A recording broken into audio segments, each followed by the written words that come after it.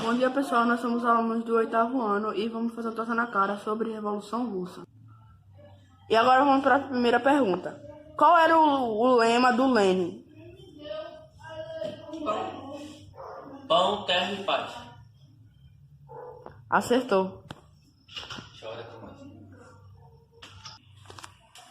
Próxima pergunta. Os trabalhadores foram divididos em 3 partes. Qual eram elas?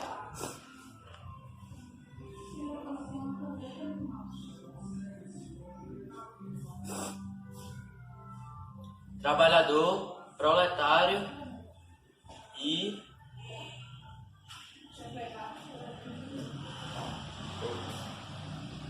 Tem que responder agora. operário. Acertou. Que modo, isso aí não dá pra tu não, pô. Não, bora. Próxima pergunta. Os bolcheviques eram maioria, sim ou não? Sim. Acertou. Boa, Timóteo. Calma. Tô calmo. Pausa. Meu irmão, peraí. Agora a tortada.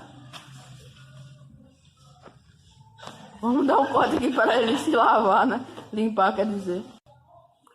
Quem era... Próxima pergunta. Os mencheviques eram liderados por quem? Flecatório. Acertou. Tira o óculos.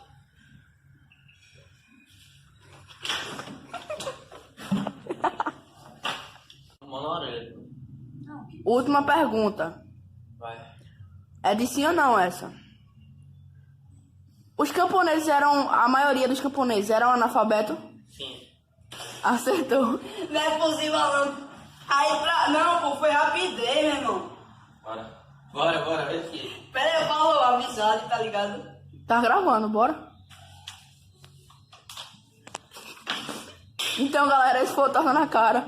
João Paulo ganhou de 4-1. E é isso.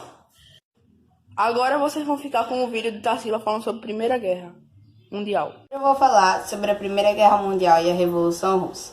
A Rússia participou da Primeira Guerra Mundial juntamente com a França e a Inglaterra, no bloco dos aliados.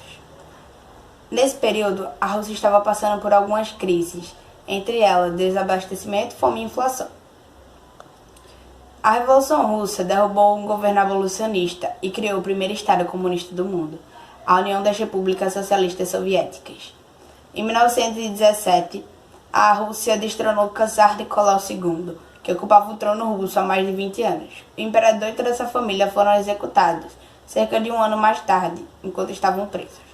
A participação russa na Primeira Guerra Mundial e as condições que os operários que trabalhavam eram horríveis, pois eles trabalhavam muito e ganhavam quase nada. Foi aí que a insatisfação popular começou.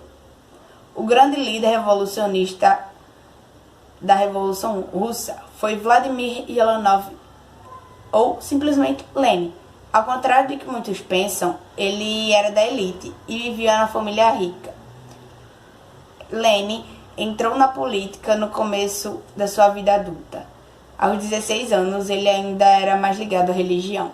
Tudo mudou quando o irmão dele, Alexandre Leonov, foi condenado à morte depois de se envolver numa tentativa de assassinar Tsar Alexandre III, o pai de Nicolau II. Lenin foi preso e exilado várias vezes, antes da Revolução de 1917, mas na maioria deles, ele fugia para a Europa. Foi em uma dessas ocasiões que o revolucionário ganhou o apelido que marcaria-o para sempre. Durante esse período que Lenin passou na Sibéria, na região do rio Leno, daí o nome Lenin. Após a Revolução, Lenin sofreu diversos atentados. Em 1918, ele quase morreu, pois foi baleado. Mas deu tudo certo e ele sobreviveu para continuar a Revolução. Foi nessa época que começou o período de Terror Vermelho, onde o regime anterior e até mesmo a família real e os apoiadores disso tudo foram executados, mortos. Ao retornar ao poder russo, Lenin acreditava que a Revolução Operária continuaria em todo o mundo, garantindo aí a sobrevivência da Revolução. Mas não ocorreu. Então, ele teve que entrar com uma medida chamada de comunismo de guerra. Nessa época, o governo estatizou o banco e proibiu o uso de dinheiro nos comércios e tomou a produção de milhares de camponeses para alimentar o exército. O resultado foi desastroso. Ao perceber que o sistema socialista era inviável para o estado em que se encontrava a economia russa, Lenin resolveu dar um passo para trás para depois dar dois para frente. Foi aí que, em 1921, foi implantada a nova política econômica. A nova política econômica, os camponeses poderiam novamente vender suas mercadorias e a iniciativa privada começou a ser tolerada, mas em pequena escala. Segundo Lenin, a nova política econômica era um capitalismo de Estado, mas com conteúdo socialista. Um ano mais tarde, a economia russa se recuperou e em 1922 a União Soviética foi fundada. Em 1924, Lenin morreu, supostamente de causas naturais.